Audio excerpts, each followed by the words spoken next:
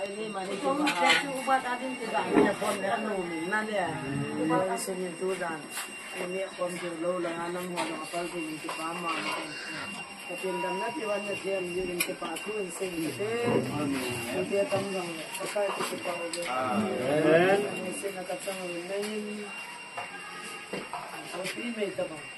Amen. Apa mesti pakai sih yang kami. Kalau dengan nau kebo dengan sabah ho. Jadi kan sana kebo yang orang tak. Amen. Nak ketipanan kong kasok kami. Asimnya masih baik kalau isu. Amen. Sekarang kau damai kong ketipanan tinggal itu pun yang kong yang tak ibu.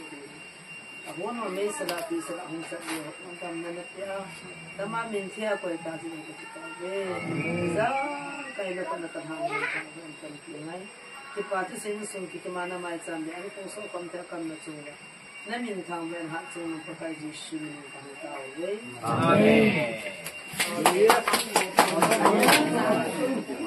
Amen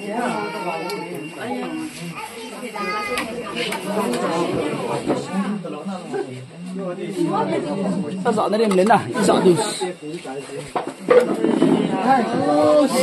Ay, nagipel na nun eh. Daya ho, nasa di.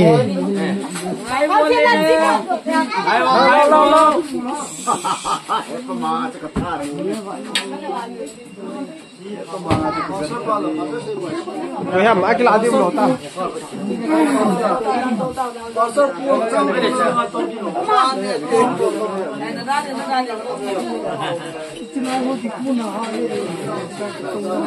property sih